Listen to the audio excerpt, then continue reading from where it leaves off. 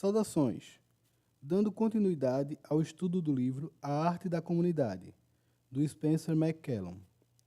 Nesse capítulo, ele pretende fazer a comparação entre as comunidades proprietárias modernas com a comunidade primitiva.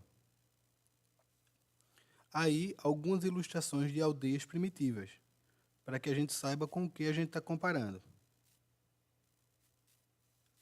Raízes históricas. A comunidade proprietária não é exclusiva do nosso tempo e da nossa cultura. O homem emergiu em aldeias permanentes dentro do padrão proprietário, mas tal padrão, mesmo então, já havia sido estabelecido muito antes, através da experiência de povos caçadores e coletores. A semelhança básica entre comunidades aldeãs e comunidades proprietárias modernas é o grau em que sua organização é proprietária, ou seja, baseada na terra. Devemos descobrir, então, a autoridade distributiva sobre as terras da aldeia. Quem tem autoridade social para confiar o uso da terra? Essa é a questão. Dentro das famílias, no mundo primitivo, a terra é comumente administrada pelo homem mais idoso na linha de sucessão de propriedade. Entre grupos de famílias, a terra pode ser administrada por um clã ou linhagem, ou por outro chefe grupal, que é comumente o homem mais velho do grupo que possui o parentesco mais extenso. Ao nível da aldeia, ocorre de maneira similar. Este é o padrão familiar da propriedade da terra da aldeia, mantida em confiança e administrada pelo chefe em nome de seus membros, nativos ou adotados.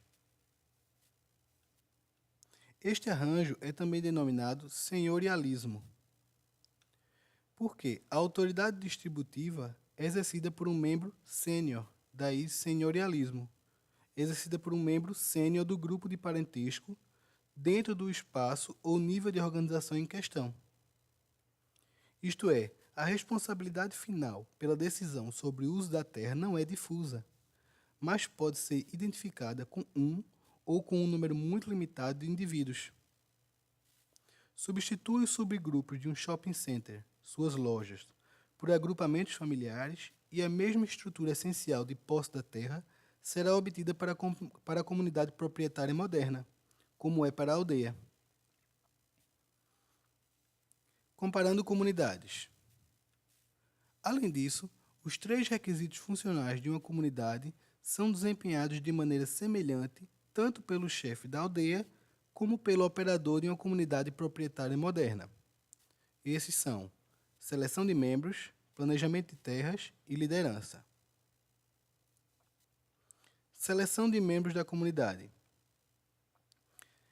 Essa é uma tarefa altamente especializada em certas formas de comunidade proprietária moderna, como o shopping center, onde os potenciais inquilinos são cuidadosamente selecionados em razão da compatibilidade com os membros existentes e em virtude da contribuição potencial para a área de mercado específica atendida pelo shopping, ou seja, é uma consideração ecossistêmica.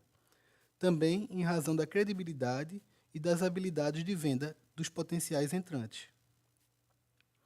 O chefe da aldeia, ocasionalmente, aloca o uso da terra para novos membros e, por desapropriação, ele exila indivíduos que se tornaram intoleráveis. Exatamente como o gerente do shopping center não renova o arrendamento de um inquilino incompatível. Planejamento de terras. No shopping, o operador deve planejar os tipos de empresas, o tamanho e a quantidade de cada uma, bem como o local de instalação, visando o melhor interesse a longo prazo da comunidade. Na aldeia, onde o uso da terra é relativamente homogêneo, com vistas à subsistência direta, essa função de planejamento é de menor demanda. No entanto, com o mínimo de planejamento, essas comunidades melhoram o uso da terra, uma vez que os campos diferem em sua fertilidade relativa, proximidade a lagoas ou abastecimento de água, distância a pé e assim por diante. Então, até na aldeia, o planejamento de terras é sim importante, porque isso pode aumentar a produtividade para toda a comunidade. Liderança. Na aldeia, como no shopping center, é um papel que é mais eficaz quando atrai pouca atenção. Reside na capacidade do chefe da aldeia de agir em um conselho como seu presidente, ou seja, cujo objetivo é descobrir a mente da reunião. No dia a dia da aldeia, ele age em geral de maneiras que promovem a paz. Da mesma forma, o gerente do shopping center promove a paz dentro daquela comunidade e guia o trabalho da associação de inquilinos. A renda incentiva a boa gestão comunitária. Na comunidade proprietária moderna, bem como na aldeia, os incentivos que motivam o gerente da terra a desempenhar o papel pelo qual está exclusivamente equipado por seu lugar na estrutura social são muito parecidos. Esse incentivo é a renda. Há uma correspondência funcional entre os aluguéis, hoje em dia, e os presentes e ajuda recebidos pelo chefe da aldeia, naquelas comunidades. Ambos são formas de renda e permitem ao gerente da terra cumprir a sua função. Na aldeia, há uma tendência para que parte desproporcional das funções públicas seja a realização de cerimoniais. Sendo assim, presentes em espécie e ajudas diversas possibilitam a realização de festas e a acomodação de grandes encontros. No shopping, o aluguel produzido pela atividade de gestão permite a continuidade do interesse empresarial concentrado naquela comunidade, o que cria um ambiente que favorece a prosperidade dos negócios privados dos ocupantes. Então, esse interesse empresarial concentrado cria um ambiente que favorece a prosperidade dos negócios privados dos ocupantes. O papel do proprietário é proporcionar tal ambiente favorável, físico e social. A diferença na destinação que cada tipo de comunidade proprietária dá à renda do empreendedor declarando dividendos a acionistas, não participantes da comunidade, ao chefe da aldeia devolvendo a renda aos membros na forma de festas e generosidade, ou seja, essa diferença, é explicada pelo fato de que a aldeia é estruturada como uma cooperativa, ao invés de ser uma propriedade arrendatária. Ou seja, os membros da aldeia são ao mesmo tempo os titulares beneficiários da terra da aldeia, bem como das outras propriedades do grupo de parentesco. A propriedade arrendatária e a cooperativa, representadas aqui pelo shopping center e pela aldeia, respectivamente, são basicamente iguais em estrutura, exceto em um aspecto. Elas estão em polos opostos de uma série de diferentes graus de sobreposição da propriedade e ocupação da comunidade pelas mesmas pessoas. Na aldeia, os detentores beneficiários da terra são os próprios aldeões. Sendo assim, são eles que recebem os dividendos de lucro acumulados pela comunidade, que a eles retorna sob a forma de generosidade e festas públicas. A renda proporciona ao gerente da terra uma tripla recompensa por administrar sua propriedade para uso de outros: subsistência, respeito e aprovação e oportunidade. Subsistência já é algo um pouco óbvio, mas falando mais sobre o respeito e aprovação. Uma vez que as rendas medem o valor dos serviços do gerente para os membros da comunidade, elas são evidências tangíveis para si e para os outros de desempenho bem-sucedido de seu papel social.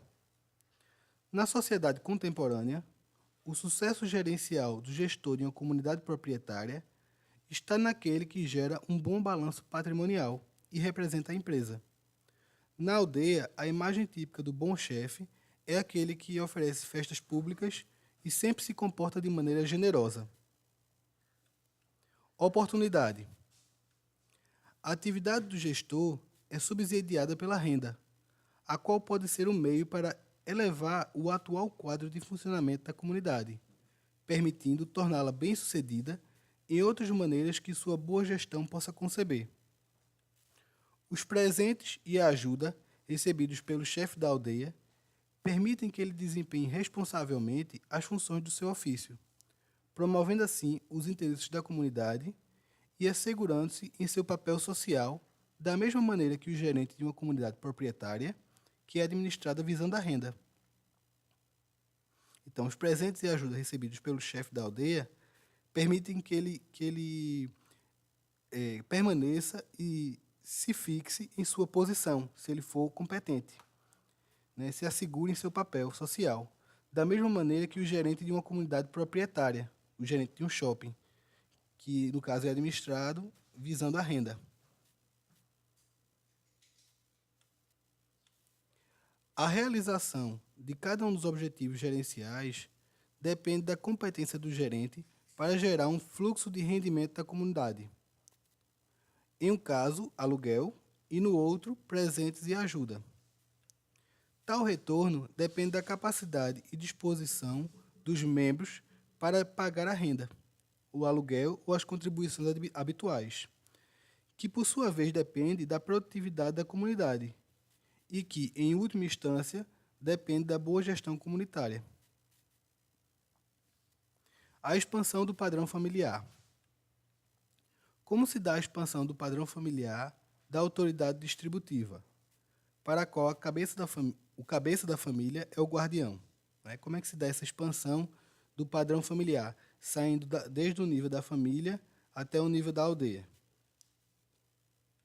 Ao nível da família individual, o cabeça da família, geralmente o ancião, tem suprido as suas necessidades de comida, roupa e abrigo a partir de seus próprios recursos ou de sua família imediata. Raramente, a liderança no nível doméstico é uma especialização em tempo integral. À medida que o nível de produtividade geral e a população aumentam, com a adição de famílias e grupos de famílias, os recursos para a atividade de liderança são aumentados por presentes e serviços, até que, em um nível de desenvolvimento comunitário mais complexo, a liderança pode surgir no nível de uma aldeia como uma ocupação em tempo integral. Conclusão: a congruência entre a aldeia primitiva e as formas modernas de comunidade proprietária demonstra a unidade do princípio subjacente à associação humana, em sua infinita variedade de formas particulares e manifestações, bem como o fluxo de culturas com as particularidades inerentes a cada uma. Bom, pessoal, era isso. Até o próximo episódio.